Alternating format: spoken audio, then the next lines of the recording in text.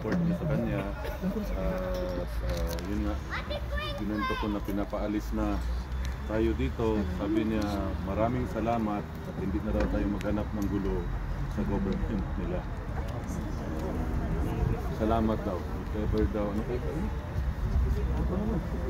Sir, hindi mo mulaya, mahawa doon, sir. Oy. Sir, sinabi sa amin, sir, na hindi naman kami paalisin talaga na, or hindi na kami makapunta dito, i-relocate lang kami. Doon sir, doon. So, dalawa na ang Duterte Park. Sir, okay lang magtatanong kami tungkol sa statement na binigay ko ng nakarang araw. Then, yung bantang paglusob sa bahay ni PRD at sa pamamahay po ninyo. Lusobin nila na. Kanila na kung gusto nila. Nag-doktor lang ito yung mga pulis na yan. Sige, palusob nyo. Wala namang problema. Basta nasa batas sila, okay lang. Sir, what's your reaction with the statement of Attorney Torion? Sabi nila may tanim kaso daw na... Ayan na, lumabas na, di ba? Oo, lumabas na. So, kung hindi ka matalo sa ayuda, matalo ka sa kasuhan, taka. Okay. That's the new politics of the Philippines. Dirty politics. Sanay na tayo dyan. Sir, also the Filipino people wants to know, alam naman natin sir na si Attorney Kaufman sinasabi niya na the former president is in good spirits. Yes, totoo naman. At saka masaya siya. Sila nagkwentuhan sila matagal. How is he? Nagmamasahe ako eh. Sir, how is he, ma'am? How's your lolo? Actually physically. He's okay. He's actually like really healthy. Whenever we talk about you guys being here, he's really happy to know about it, and he also wants to express his thanks to everyone here right now. Yeah. Kaya mag-English na. Sir, may reaction ba si dating Pangulong Rodrigo Roa Duterte sa pag-file ng defense about jurisdictional? Dili na muna pwede istorya ang sulat.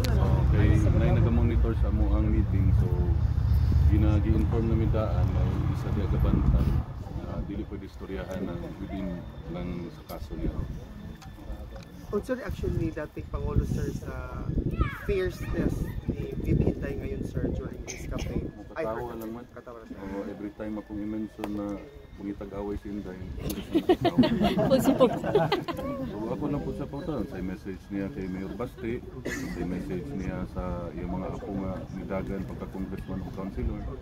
So nasa yung mga message, pero di na resulti na dito. Sorry lang. No problem sir. Sir, okay. Ingon ko din siya na kaning nahitabo sa iya ha, it is for the Filipino people, his country, walang personal. Yeah, we love him. Trabaho lang daw. We're grateful. Sir, may reaction ba si Tatay Digong sa statement na sinasabi nila na the next person daw to be jailed sa ICC si VP Inday? Okay naman gani kami tanan na lang para diha na kami. Happy family. Libre security, libre kaon, libre man tanan, okay na. Okay kayo. Diha kami tanan pero kung mama murag di mo sugot. How about sir yung sinasabi nila na ni VP before na every time we have a meeting, sinasabi ni former president na kailan niyo pa ako pa makalabas dito? Kana ang makatubag ang korte ra gyud. Dili ko magay, dili ko katubag. But is he not saying the same, sir? Mo talaga. Unsa na may kaso ana, mo gusto pwede istoryahan. It's between him and the lawyers. How are you feeling now, sir? Okay na ba? Gwapo gyapon. Gutom na. Gusto pa ka mukhaon, sir? Sa survey ka lang sa Davao. Building ako, kay kasuhan naman. Dili. 90% ang imuhang rating sa kalaban 4% Kasuhan naman.